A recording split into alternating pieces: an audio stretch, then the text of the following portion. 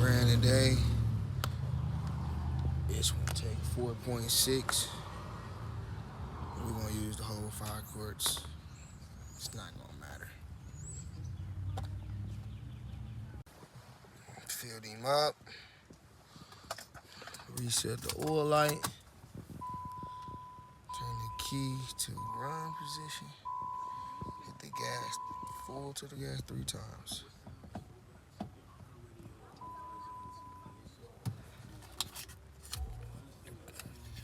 It's supposed to say the oil light reset, but that button probably was in the way.